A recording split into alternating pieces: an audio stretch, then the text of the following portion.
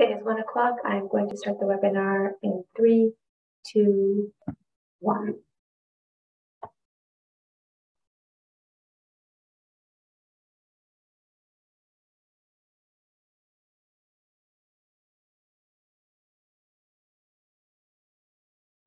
Hello, everyone, and welcome to Queering GBV Prevention and Intervention, What Social Service Providers Need to Know, Report and Toolkit Launch Panel. I'm Hélène Bigra-Dutrisac. I use she, her pronouns, and I work with the Canadian Women's Foundation. I'm situated on what is now known as the island of Montreal, traditional territory of the Kanyankehaka, Haudenosaunee, and Anishinaabe. I'm going to get us started and then hand it off to Julia Falco from Wisdom to Action. The work of the Canadian Women's Foundation and that of the programs we support take place on traditional First Nations, Métis, and Inuit territories. We're grateful for the opportunity to meet and work on this land. However, we recognize that land acknowledgements are not enough. We need to pursue truth, reconciliation, decolonization, and allyship in an ongoing effort to make right with all our relations. If you don't know about us, the Canadian Women's Foundation is a national leader in the movement for gender equality in Canada. Through funding, research, advocacy, and knowledge sharing, we work to achieve systemic change. Some technical details. If you haven't already, please click the interpretation option at the bottom of your screen and select a language channel. We have interpreters working today to make sure everyone's words are understood, so please select English or French from the options to ensure a seamless experience for you. There's also captioning available today in both French and English, so please visit the links in the chat box. Quelques détails techniques. Si vous ne l'avez pas encore fait, veuillez cliquer sur l'option Interprétation au bas de votre écran et sélectionner le français ou l'anglais selon votre choix. Nous avons de merveilleux interprètes qui travaillent fort pour que tout le monde soit bien compris et un service de sous-titrage en français et en anglais est aussi disponible. Donc, veuillez consulter les liens dans le chat pour y avoir accès. If you have questions, please type them in the Q&A box during the event. We will monitor the box and pose your questions at the end of the session, doing our best to get to as many as possible. If you're having any tech issues, please feel free to pop a note into the chat box and we'll do our best to assist you. Before I hand things over, let me give you a bit of context about today's event. As part of our Shockproofing Communities project, the Canadian Women's Foundation partnered with the incredible team at Wisdom to Action to conduct research on how GBV affects 2S Lgbtq+ communities in Canada. Shockproofing means repairing long-standing gaps in essential GBV services and equipping the sector to respond to the range of experiences of GBV in our communities. Soon after the pandemic started, incidents of GBV began to increase globally, leading UN Women to call it a shadow pandemic. Much of the public conversation on this GBV increase has focused on intimate partner violence as experienced by straight cis women. But as the report Wisdom to Action prepared for us points out, GBV is experienced by members of 2S Lgbtq+ communities has also been on the rise. As many of you can probably attest to, these troubling trends are far from surprising. Whenever communities are under stress, whether from climate-induced disasters like floods and wildfires, economic downturns, or public health crises, GBV rates increase. The Foundation's Shockproofing project argues that increases in GBV are preventable if the right measures are taken. These measures have to be inclusive and intersectional, and they have to recognize the experiences of 2S Lgbtq+ community members and the many diverse and overlapping identities they occupy. Okay, now I'm going to hand it over to Julia Falco from Wisdom to Action, who will facilitate our panel today on what GBV service providers need to know to better support 2S Lgbtq+ survivors. Thank you, Hélène. And hello, everyone. My name is Julia Falco, and my pronouns are she, her. I'm joining you from unceded Algonquin Anishinaabe territory, colonially known as Ottawa, where I work with Wisdom to Action. And I'm honored to hold this space during Pride Month with you all today. So we encourage you, our audience, to participate via the chat and the question and answer box. We ask also that you keep this a safer space. So we do not tolerate transphobic, homophobic, biphobic, racist, or otherwise discriminatory comments, and will remove people from the event if they cannot abide by this. So for some more context, Wisdom to Action has had the immense privilege of working with the Canadian Women's Foundation to research gender-based violence, or GBV, against 2S LGBTQ+, that's two-spirit, lesbian, gay, bisexual, trans, queer, questioning, and more communities. So we spoke with GBV organizations, social services, and 2S LGBTQ+ organizations and advocates. And it is really their knowledge and wisdom that has produced such a valuable report titled Queering Gender-Based Violence Prevention and Intervention.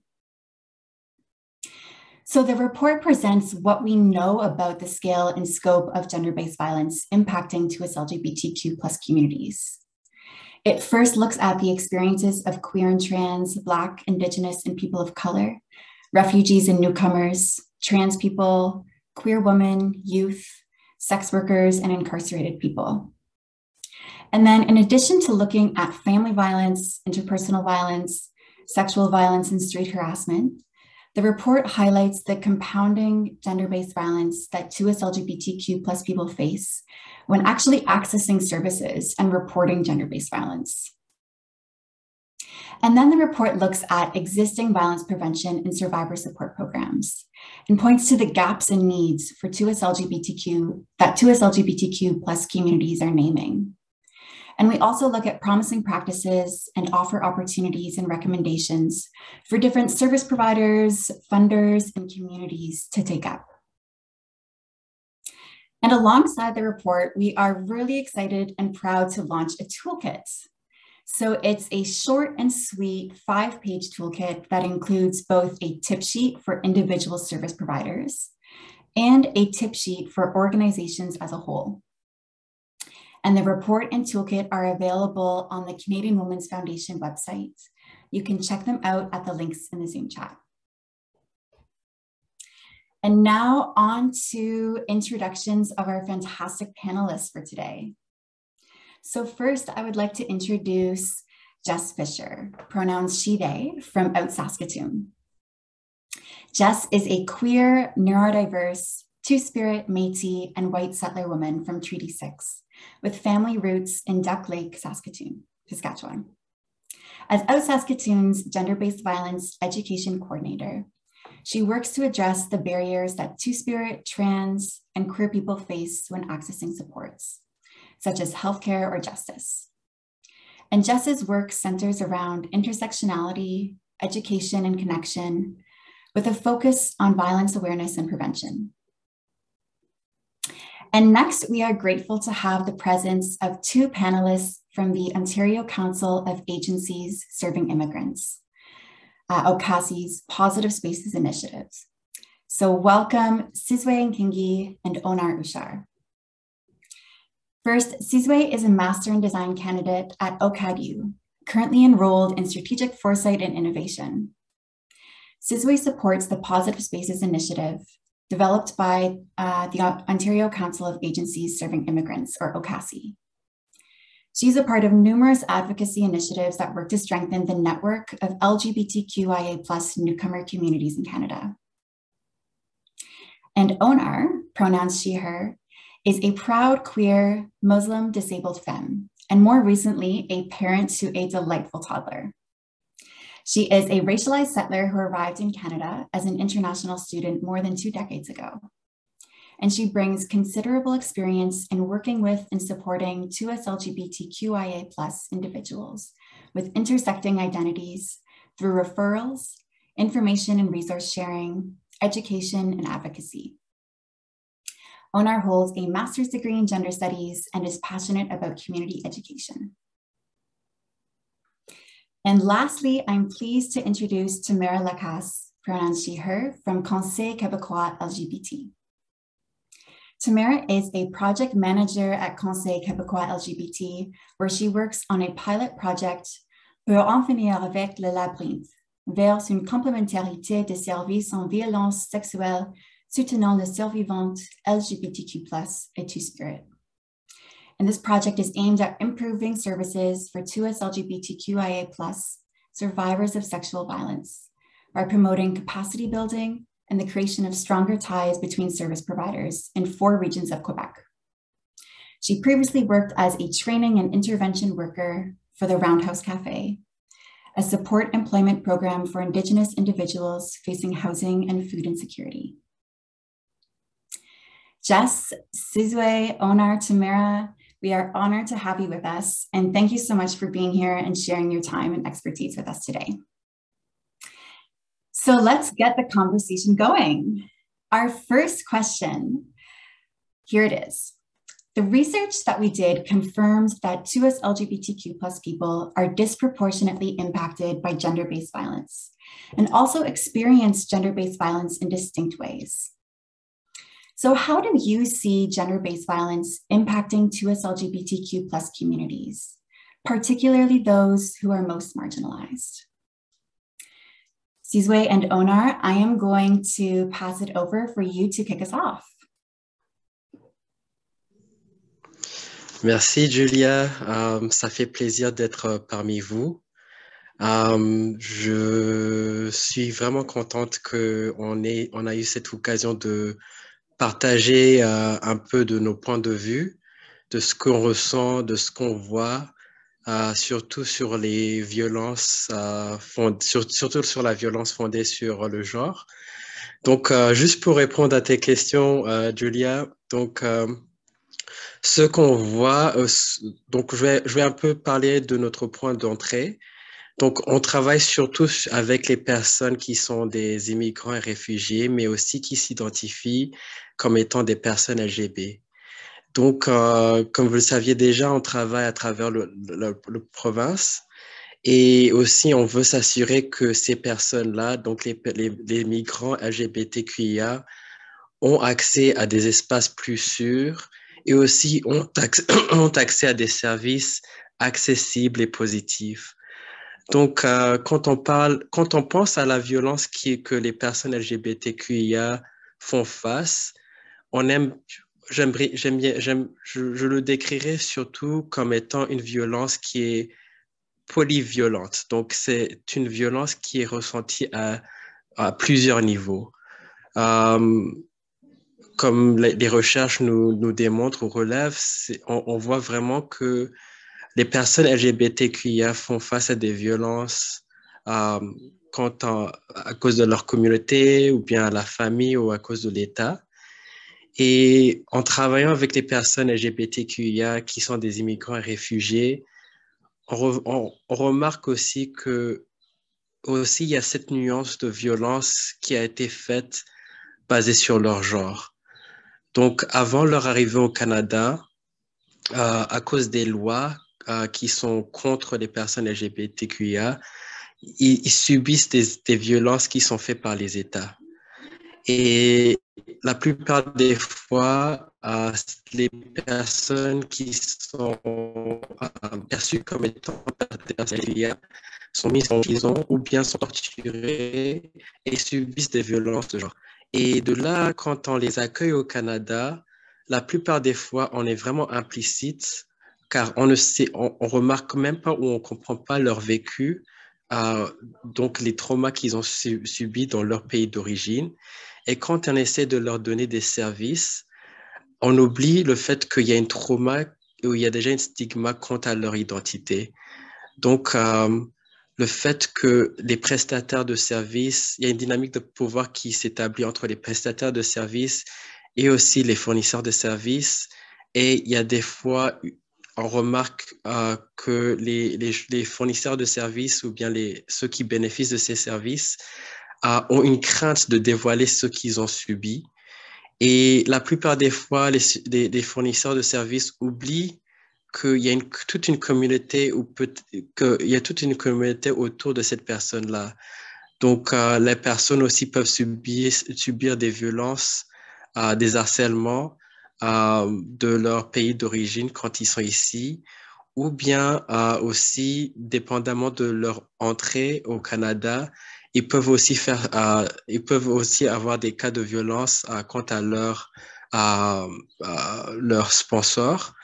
Et c'est ça qu'on remarque aussi. Donc, on en ayant cette lentille de cette violence, on remarque aussi que surtout pour les personnes trans qui sont LGBTQIA, s'ils ont subi des violences fondées sur le genre, ils ont des fois des barrières pour accéder aux services parce qu'ils n'ont pas les documentations qui reflètent leur réalité.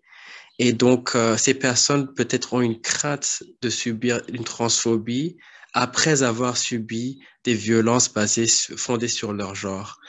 Donc, j'aimerais bien parler de 2 exemples qu'on a remarqués, qu'on a en parlé lors de la pandémie. Et c'est un exemple d'un couple gay qui était, c'était un couple gay, donc il y a une personne qui a été sponsorisée pour venir au Canada. Et donc, pour s'établir au pays, il faut comprendre une langue, il faut savoir comment naviguer le système. Et avec cet exemplaire, on a remarqué que le sponsor ne voulait pas que son partenaire accède à des services de langue parce qu'il avait une crainte que son conjoint allait le laisser ou bien il se piquait des crises de jalousie. On ne sait pas vraiment c'est quoi l'histoire derrière cette violence, mais le fournisseur de services nous a décrit comment c'était une expérience pour que la personne puisse dévoiler le fait qu'il est en train de subir cette violence à la maison. C'était grâce à un partenaire communautaire ou un membre de la communauté qui a pu être un allié pour cette personne-là parce que la personne, de un, n'avait pas le langage pour décrire ce qu'il a subi. Et d'une autre part aussi, la personne s'était aussi sentie isolée. Donc, avec ces exemplaires, on remarque que les personnes immigrantes et réfugiées qui sont LGBTQIA ont la plupart des fois une barrière de langue. Sans comprendre vos alentours, vous aurez aussi une manque de compréhension sur comment naviguer le système, comment identifier des personnes clés afin de vous soutenir si vous subissez des violences. Et aussi le fait que leur statut immigrant fait vraiment des barrières à leur accès de services. Donc, on revoit aussi que la plupart des fois, les femmes trans qui sont des migrantes travaillent dans des situations plutôt précaires et des fois, s'ils subissent des violences, ils n'ont pas nulle part où partir pour accéder à de l'aide parce qu'ils ont une crainte pour dévoiler qu'ils ont subi des violences juste au fait que ça se peut qu'ils vont subir plus de violences à cause des différentes institutions qui sont connues comme étant traditionnelles, en étant violents traditionnellement. Donc ça, c'est un des différents volets sur lesquels qu'on remarque que les personnes immigrantes et réfugiées subissent des violences fondées sur le genre.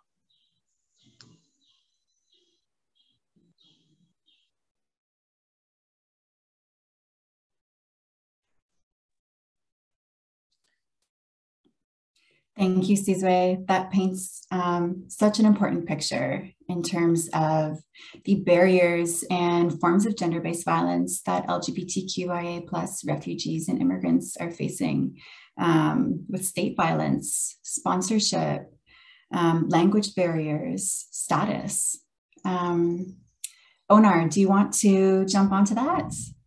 I think Sizwe covered very detailed most of the points that I wanted to cover. So I think I'm good. I just really, again, as you mentioned, would like to highlight particularly precarious status or lack of legal status are significant risk factors for the 2S LGBTQ refugees and migrants. And here I like to highlight again the invisibility of state violence in understanding gender-based violence. I don't think this is something we discuss or talk about more, and it is significant, particularly for Q2 BIPOC refugees and newcomers with precarious status are at highest risk of receiving or experiencing perpetuated gender-based violence, even when they try to report or access to try to services. So the invisibility of state violence, something that is very important. Thank you. Thank you for those connections, Onar. What an important place to start. Jess and Tamara, do you want to add on at all to that question in terms of the gender-based violence that you're seeing impacting your communities? Yeah, I'd be happy to jump on. So I am from Treaty 6, which is located here in Saskatchewan, and things that we're noticing for our Two-Spirit community members is that due to the impacts of colonization, many Two-Spirit folks are not being welcomed into their traditional ceremonies and communities, and are really struggling with accessing elders and knowledge keepers who are affirming, who have access to teachings, who welcome Two-Spirit members into their place in the circle. And it's really challenging for a lot of the Two-Spirit youth who are trying to reconnect with their culture, with their communities, and then realizing that they have to leave a piece of themselves at the door, that they can't be fully who they are. And so they have to decide, okay, do I want to, exist within my Indigenous community, but leave my queerness, my Two-Spiritness, my transness at the door? Or do I go into predominantly queer spaces that are more rooted in white supremacy, unfortunately, and needing to leave their indigeneity at the door? So yeah, really, really challenging, trying to work with and make sure that our Two-Spirit community members have access to those traditional ceremonies and teachings and safer spaces. Thank you, Jess. I feel like, I'm not a service provider, so I can't speak to specific communities, and I really enjoy hearing about the other people from the panel, because these are really interesting experiences, like with immigrants people, with Two-Spirit people. But I think, I think these really need to be highlighted and so important. But I want to take the conversation just for this particular question, just in terms of also things that are shared by all LGBT people in terms of experiencing gender-based violence. Because obviously these are layers of added difficulty if you have some kind of more complex identity or background. But just in general, starting from being a queer person, there are some threats that non-queer folks don't experience when they experience gender-based violence. So all threats related to being outed, whether it's the threat of it or the actual action of being outed. And a lot of that can really impact how someone will live through their experience of gender-based violence, but also whether they'll feel free to talk about it and go towards services. And a big issue, and like there's so much, and obviously a lot of the toolkit mentions a lot, so I don't want to go into all of it, but a big issue is also just how small social circles are. And I think that that's relevant to all the communities, and the more like complex your identity is, the more like your social circles kind of narrows and narrows. And then if you live gender-based violence within your small community, it becomes incredibly costly to talk about it, even to close friends, because if they're in the same community and they also know the person who has committed acts of violence against you, is like, can you even safely talk about it? Are you putting in jeopardy your entire circle, your support network?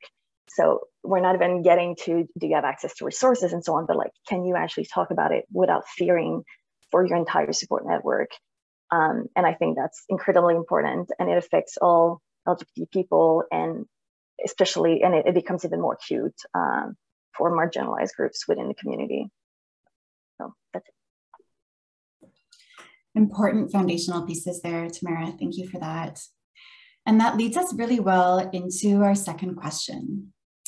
So gender-based violence is often understood through a white, cis, heterosexual, middle-class archetype of a, quote, helpless, battered woman and the abusive man who seeks to control his wife. So this narrow lens makes it difficult to recognize GBV against 2S LGBTQ+ folks and for us to meet our unique needs. So how can social service providers problematize that cisnormative and heteronormative understanding of GBV? Tamara, I'm going to jump back to you first for this. All right, I have many thoughts, so bear with me. I'm going to try to organize it and make it concise, but I feel a lot of it has to do with representation is where I want to start. So representation matters because, of course, when we're talking to social service providers, we want services to be more inclusive. And it's extremely important that once someone's turns towards the services, that this service is able to welcome them. But even before we get to that step, the person needs to really be able to identify their experience of gender-based violence as such, so that they know what to do, where to turn. And because of the current narrative, it can be extremely difficult for LGBT people to really realize that what they're going through is gender-based violence. And sometimes and I'm thinking back of the discussion of the panel yesterday about kind of breaking that dichotomy of perpetrator and victim, is even also if you always have a very gendered, very cis heteronormative vision of gender-based violence, you might commit action that you don't realize actually constitute gender-based violence towards someone else. So from all the angles, I think we need to really expand that conversation. So I'm not really addressing the question yet because it's how, but I just wanted to really highlight, like, we really need to do this. This is important. And I think, yeah, it goes through representation and the power of narratives. So I think, again, someone in panel mentioned yesterday, like in the 70s, 80s, the narratives of the really gendered narratives of gender-based violence really took root. And it was instrumental in creating more resources for women who were experiencing gender-based violence. But now we need to kind of move further than that and really diversify those narratives and really. So as service providers, I feel like what needs to be done is to really try to create space to encounter those narratives, really listen to them, and then try to integrate them, whether it's in ads, prevention campaigns, websites.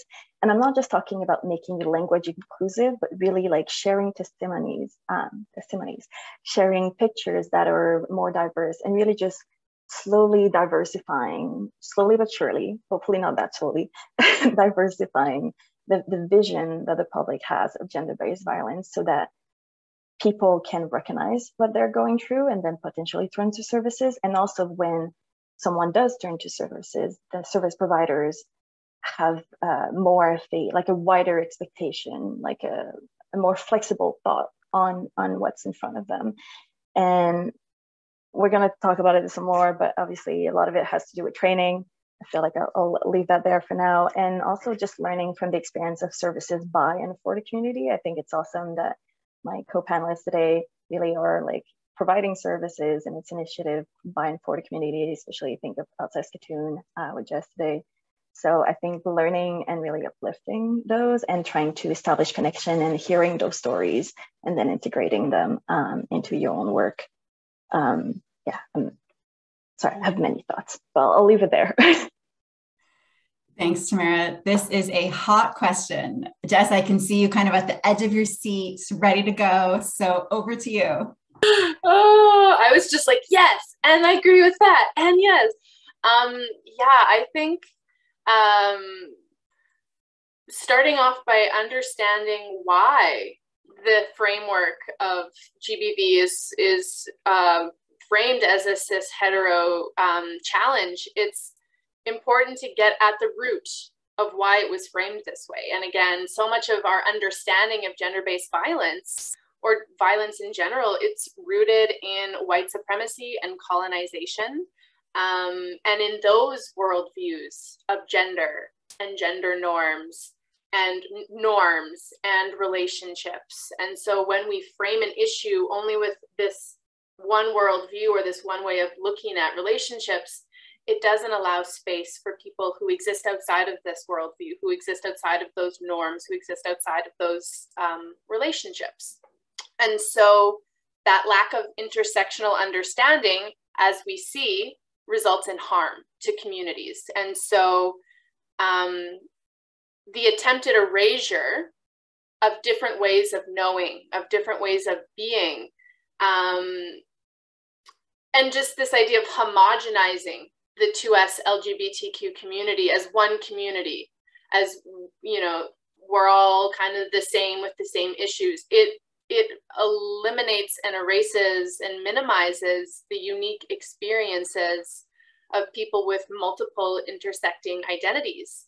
And so my work with service providers in educating them has really been important in breaking down history and impacts of colonization on gender-based violence across Turtle Island or North America, and really helping service providers understand how normalized and accepted and expected gender-based violence is, particularly as it relates to 2S LGBTQ communities. And so I heard a lot from the folks that I'm working with, from service providers, going, oh my gosh, after taking this workshop series, I'm seeing gender-based violence in places I wasn't recognizing it before. I didn't know that when I was saying this, harm was happening.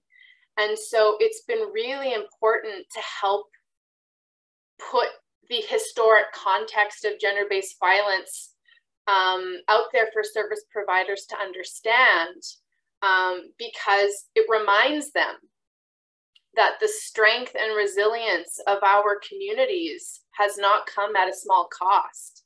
It has come at a lot of harm and a lot of issues with trusting services because of that harm, that historic and ongoing harm. And so I think it's really, really important for service providers to recognize that education is the very first step and awareness, but that education can't be where service provision stops. We need to be applying what we're learning. We need to be willing to make mistakes, and we need to be showing up to do that internal work and challenge external harm when we're seeing it, because yeah, again, I hear from service providers, I'm afraid of doing the wrong thing or saying the wrong thing. I'm afraid of harming somebody, but that inaction has already resulted in harm. And so just trying to get service providers to get on board with, hey, it's already happening. How do we move forward? How do we look at what we're doing and find better ways of doing that? So much value there in what you have all spoken to. Oh my goodness, in terms of the roots of this archetype of gender-based violence, right? That being rooted in colonialism and white supremacy, the roots of the gender binary itself, how we think about this in terms of, you know, a man and a woman, and that really being so deeply ingrained in our cultural understanding of gender-based violence in the mainstream. And then these pieces around education, doing the internal work, and willingness and openness to try new things and take risks and make mistakes. And then what Tamara was speaking to in terms of representation, and how do we get, you know, more diverse ideas, pictures, representations, portrayals of all the different forms of gender-based violence that 2S LGBTQ plus communities face. Thank you so much. So what do we do with this?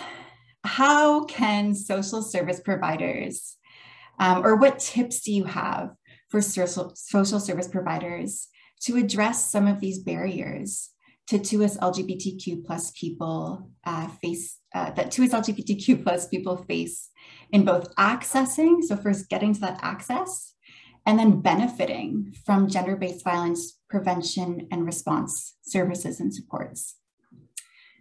Onar and Sizwe, let's go to you first. Thank you, Julia. I think Jess already started talking about when they mentioned about putting things in the historical context. And I think we can first start with asking hard and important questions to ourselves. How might gender-based violence show up in my work, in my agency and field?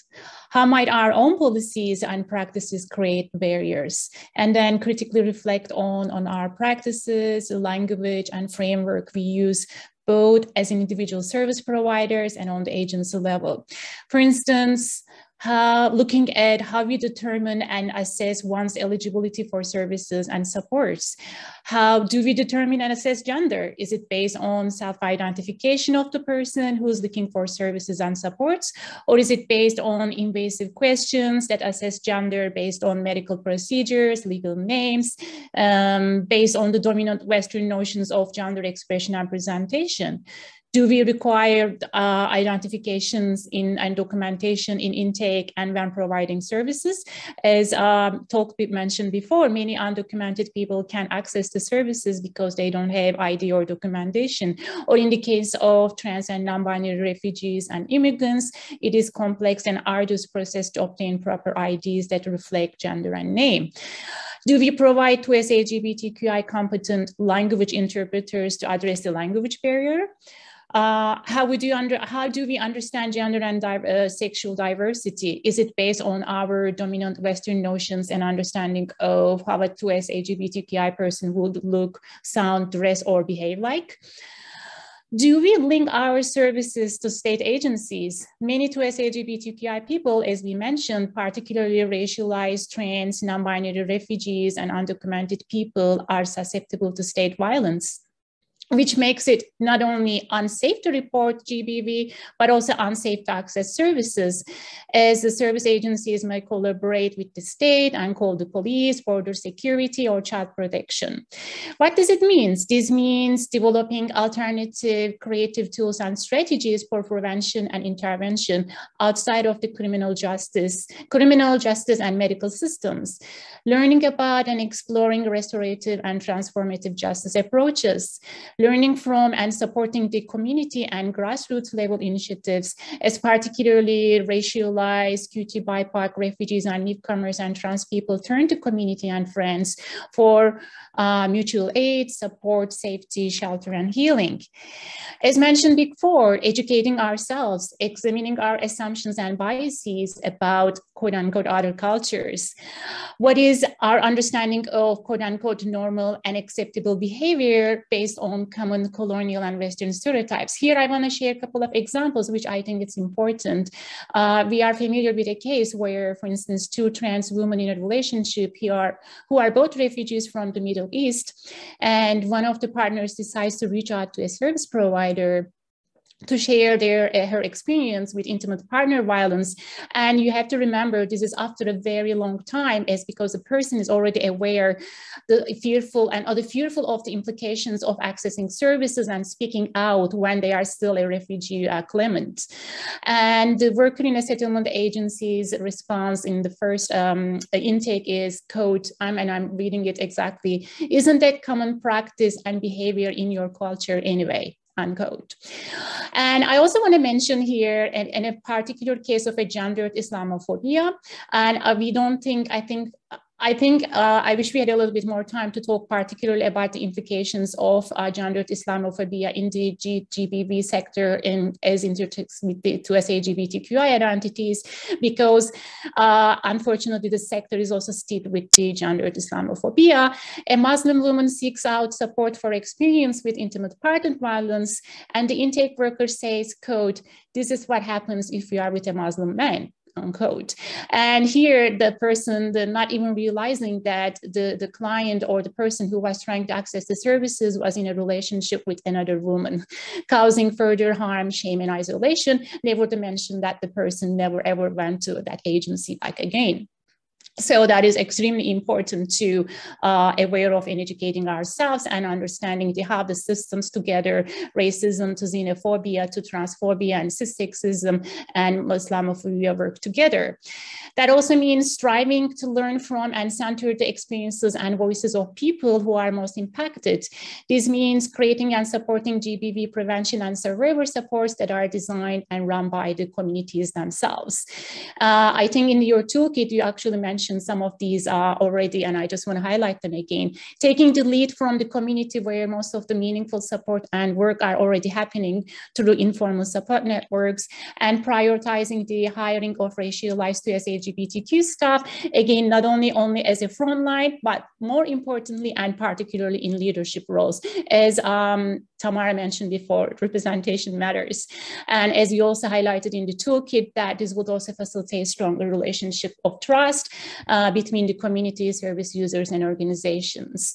And so, in short, critical reflection and reevaluation of our work, values, and practices, looking at how adaptable our services to the needs of the community, and educating ourselves about our own biases, assumptions, and impact of cissexism, heterosexism, racism, and xenophobia, immigration status, and other structures on the type, scope, and depth of GBV experienced by the 2S LGBTQ communities.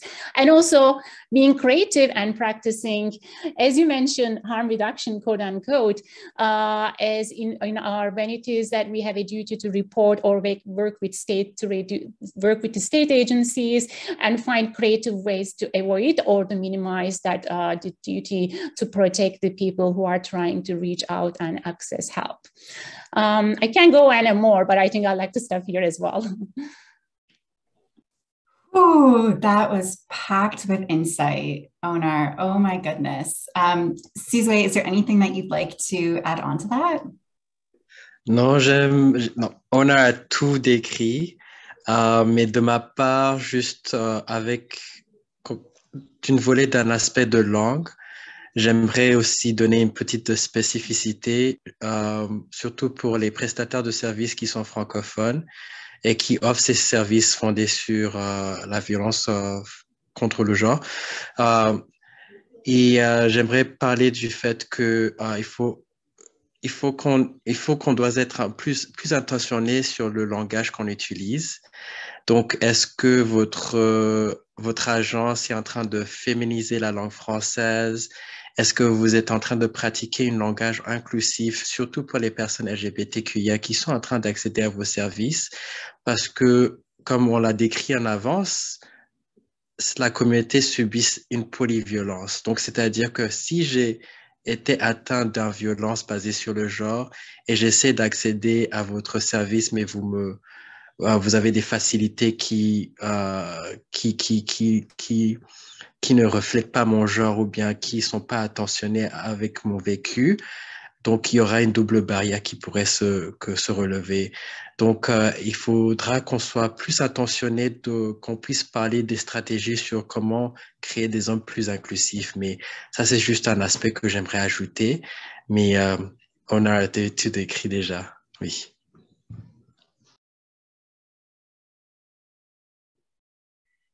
Amazing. That's an important addition, Sizwe. Thank you for that. And Tamara, is there anything that you would like to add on in terms of tips for social service providers for addressing these barriers? Yes. So, well, first of all, I want to point out like really amazing tips from both Onar and Sizwe. So thank you for sharing that. I think that's a great place to start. I'm just going to really hit on one extra point, which is training. I think obviously you don't know what you don't know, you kind of need. So you do have to engage in that self-reflection. That's really critical self-reflection that Onar discussed about. And then identify what are your shortcomings and then find ways to address them, whether it's getting internal training, partnering with different LGBT organizations to get training for them, could potentially offer them training on gender-based violence too. There can be like an exchange there, but really trying to use training to kind of fill those gaps of knowledge.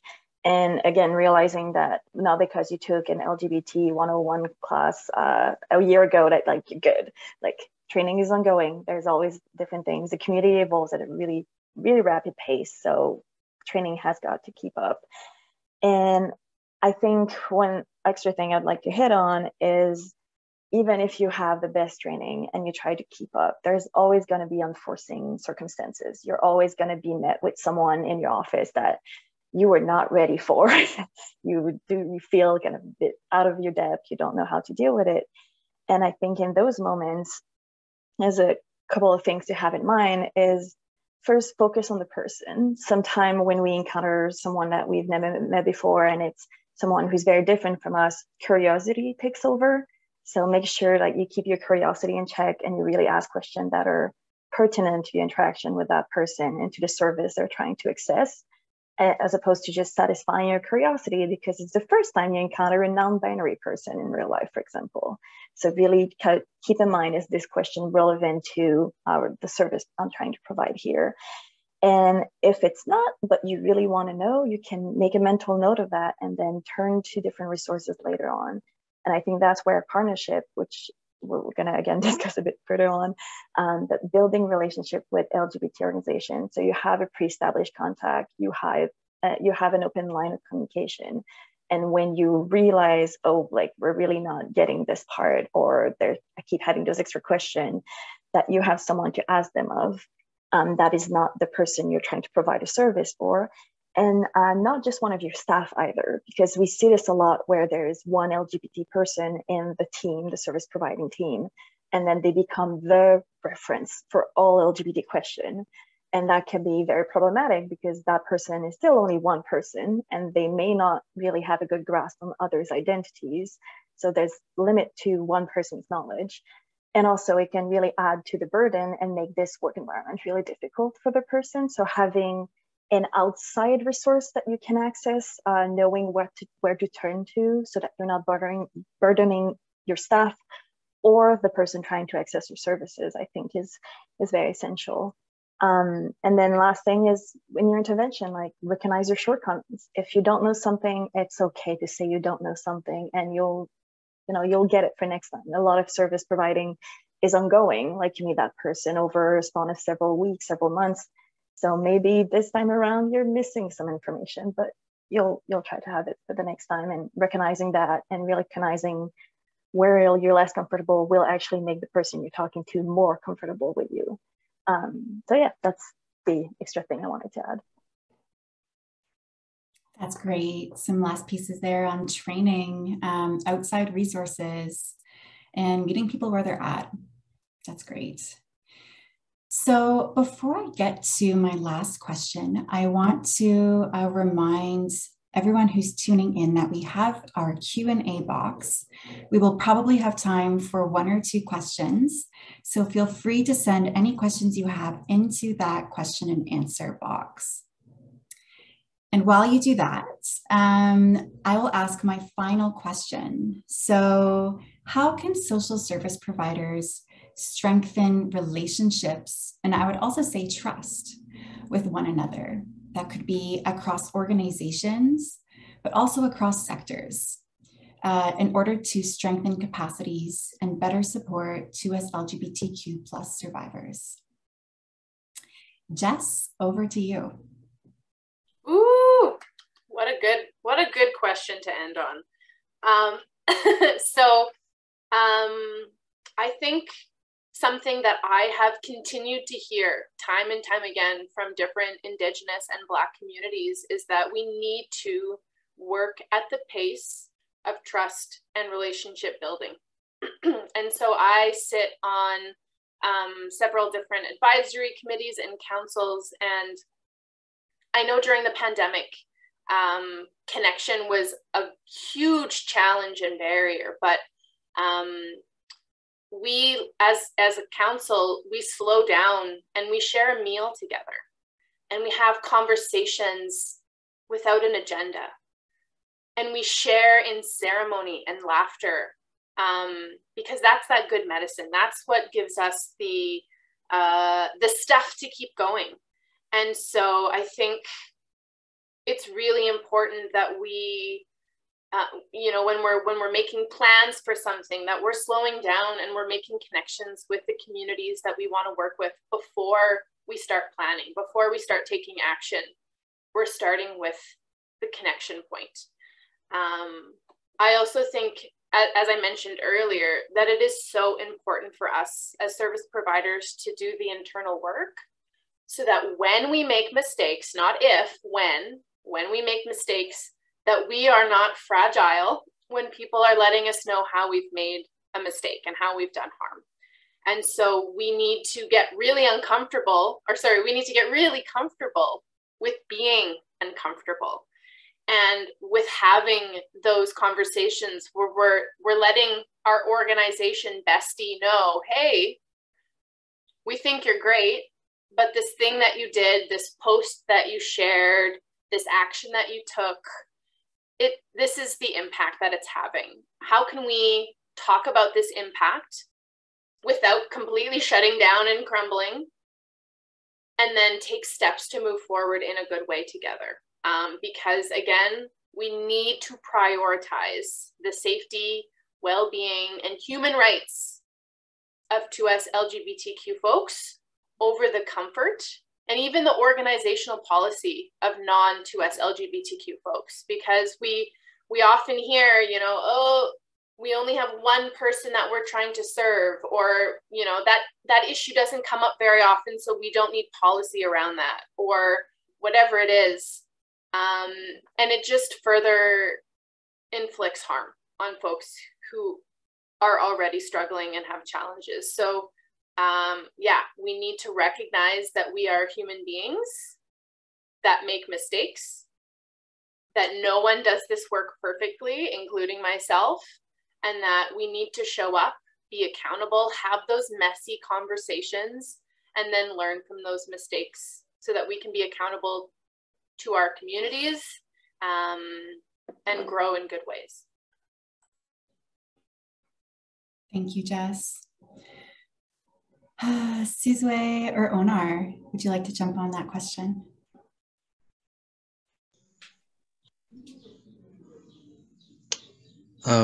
Si tu veux, je peux prendre la relève, Onar.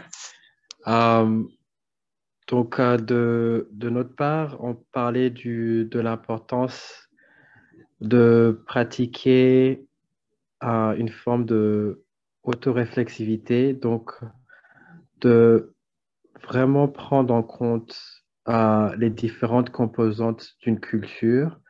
Donc, la culture de là où vous offrez des services, la culture d'où la personne qui accède des services vient d'eux. Donc, il est important de comprendre les différentes cultures qui accèdent à vos milieux de travail, mais aussi la culture de vos bénéficiaires de services afin d'établir un langage commun, afin de desservir des services qui sont plutôt contextuels, rassurants et positifs. Et surtout, ce qu'on remarque, c'est qu'il y a aussi des manques de ressources contextuelles dans les langages des personnes qui subissent ces traumas, qui subissent ces violences.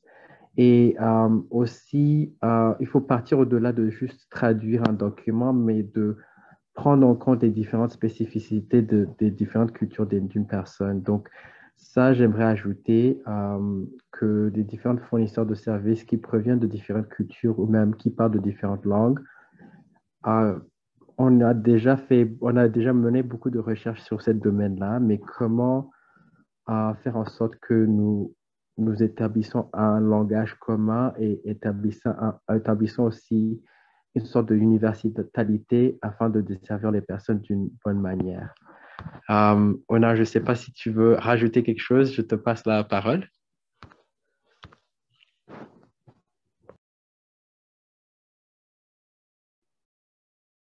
Thank you, Sizwe, for that. I'm actually going to start our question and answer period. We have just a few minutes left and we have some really great questions here. So first, there's a question, how do we balance expanding the narrative of GBV without further stigmatizing communities that are already over-policed and over-scrutinized?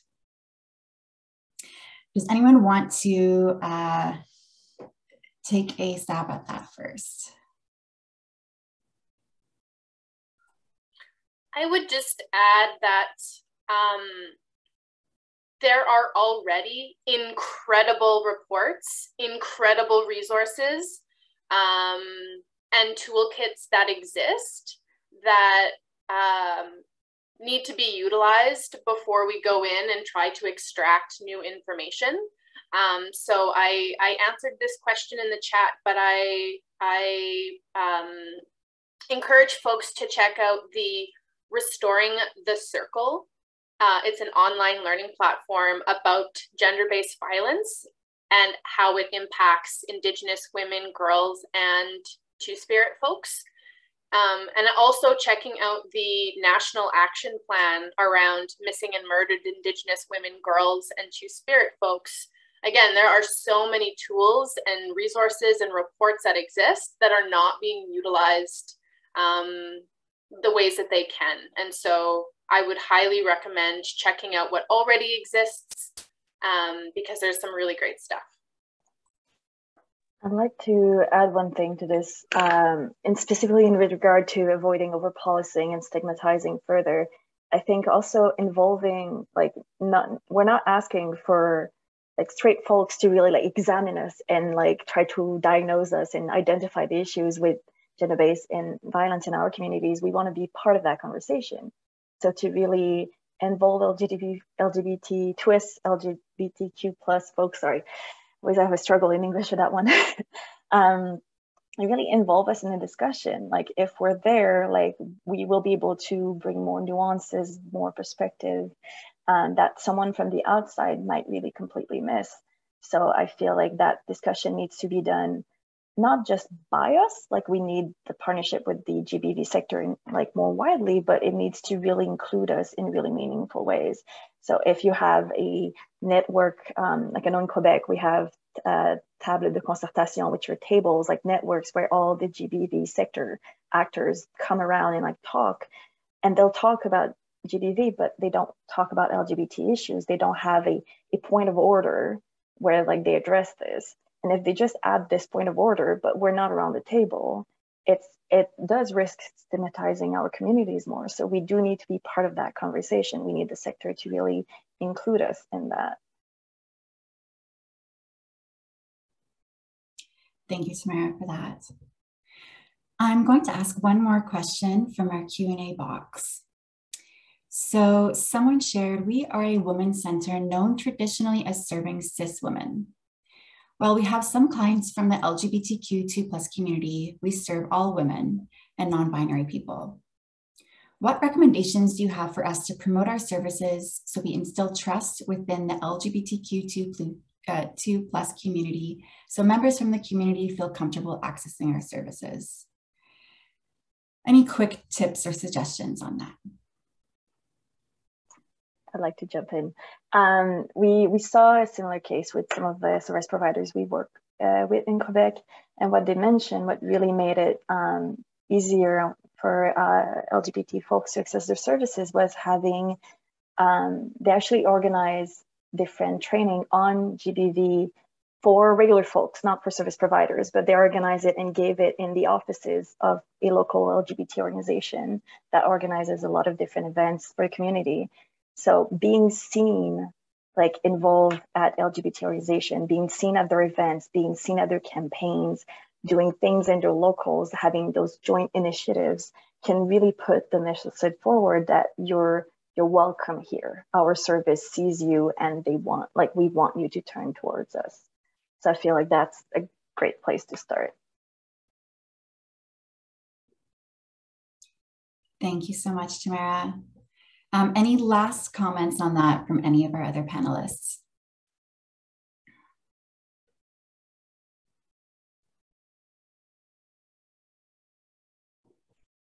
Okay, well, it is coming to that time.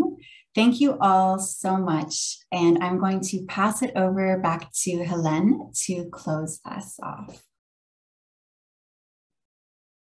Wow, thank you so much, Julia, Jess, Sizwe, Onar, and Tamara for a very enriching conversation. Thank you everybody for joining us today. We appreciate you showing up, and for all the ways you show up to collectively push for change in ways that will change systems and make sure we have a brighter future. We have one last panel left for the launch of this report and toolkit on July 19th at 1 p.m. Eastern Time, which is geared towards 2S LGBTQ+ organizations. The panel will feature speakers from Rarika Now, Project 10, and Kindspace. So feel free to invite your coworkers, your contacts, and the registration link will be in the chat. Thank you so much to our great interpreters, and please remember that the recording of today's chat will be shared on our YouTube page. So have a lovely day. Thank you, everyone.